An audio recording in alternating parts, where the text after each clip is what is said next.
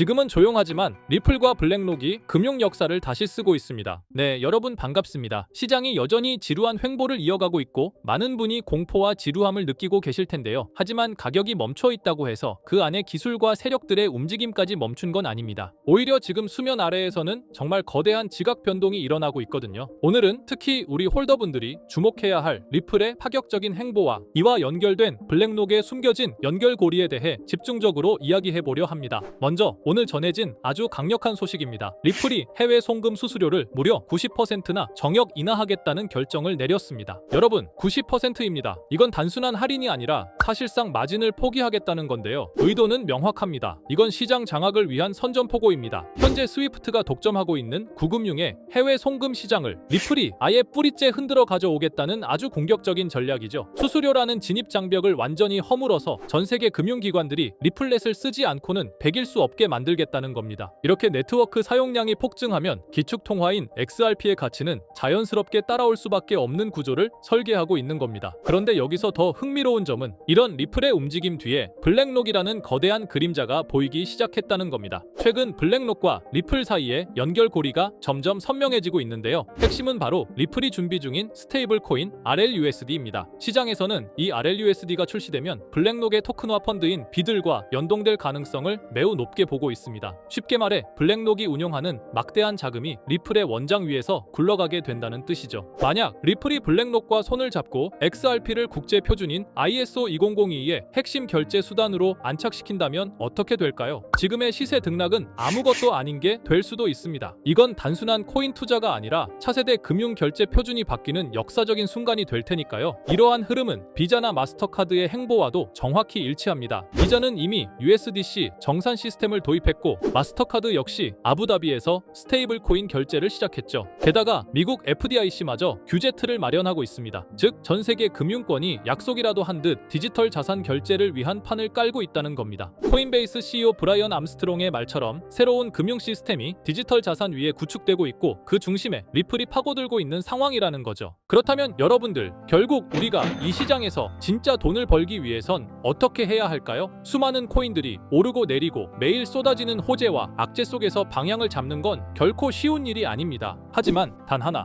언제나 확실한 기준이 있죠. 지금 전 세계의 자금이 어디로 몰리고 있는가? 이 흐름을 알아야 우리는 투자에서 큰 수익을 얻을 수 있습니다. 최근 들어 자금의 방향은 아주 뚜렷하죠. 트럼프의 관세 전쟁이 본격화되면서 세계 경제는 흔들리고 있고 각국의 화폐 가치는 무너지고 있습니다. 그렇다 보니 지금 각국에서는 이에 대한 대응책으로 두 가지 핵심 대체 자산에 주목하고 있는데요. 바로 대표적 실물 자산인 금과 정부의 통제 밖에 있는 탈중앙화 자산, 암호화폐입니다. 먼저 세계적인 이슈로 떠오르는 금은 현재 글로벌 경제 강국들이 대량으로 사들이고 있죠. 그 결과 현재 금값은 단 6개월 만에 50% 넘게 폭등하며 온스당 3,000달러를 돌파했습니다. 이건 단순한 수요 급등이 아닙니다. 각국 정부와 중앙은행들이 경제 위기 상황에서 자신들의 통화를 지키기 위한 최후의 수단으로 금을 선택하고 있다는 뜻입니다. 왜냐하면 금은 인류 역사상 단 한 번도 가치가 제로가 된 적이 없는 가장 오래된 안전자산이기 때문이죠. 하지만 여기서 한 가지 생각해봐야 할 것이 있습니다. 우리가 지금 금에 투자해서 인생이 뒤바뀔 정도의 수익을 얻을 수 있을까요?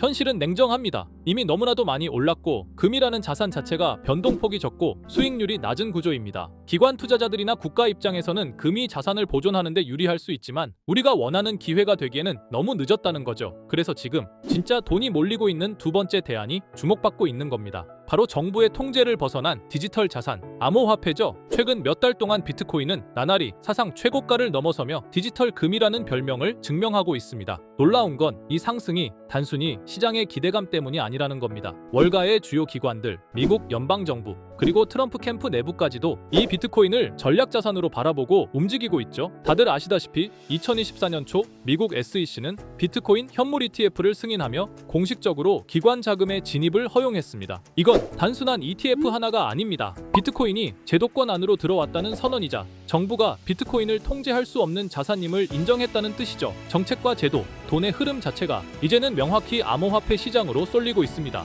트럼프는 디지털 자산을 미국의 전략 자산으로 분류하겠다는 입장을 공식화했고, 미국은 이미 스테이블 코인 인프라 구축에 전방위로 나서고 있죠. 실제로 최근 트럼프 일가는 자체 스테이블 코인인 USD1을 정식 출시했고, 이 코인을 기반으로 한 디지털 자산 사업을 본격적으로 확장 중입니다. 그리고 더 놀라운 건 트럼프 일가가 올해 코인으로만 벌어들인 수익이 무려 4조 원에 달한다는 점입니다. 이쯤 되면 확실해지죠. 트럼프는 이 시장의 흐름을 예측하는 사람이 아니라 흐름 자체를 만드는 인물이라는 겁니다. 그리고 지금 그 트럼프가 다음 타겟으로 삼은 산업이 있습니다. 바로 전 세계 패권을 바꿀 수 있다고 말한 분야, AI 산업이죠. 트럼프는 최근 공식 석상에서 AI는 미국의 기술 패권을 지키기 위한 핵심 무기라고 선언했습니다. 그리고 이 발언 이후 그의 대선 캠프와 정책 라인들은 AI 관련 인프라와 규제 정비에 속도를 내고 있죠. 그 이유는 단 하나입니다. AI는 앞으로의 국방, 금융, 산업 등 모든 분야의 중심이 될 기술이기 때문입니다. 실제로 미국 정부는 AI 모델의 훈련과 운영, 그리고 데이터 유통 전반을 블록체인 기반으로 관리하겠다는 방향성을 제시하고 있습니다. 이게 어떤 의미일까요? AI가 똑똑해질수록 그걸 통제하고 감시할 시스템이 반드시 필요해지고, 그 핵심 기술로 블록체인이 선택되고 있는 겁니다. 즉 AI와 블록체인,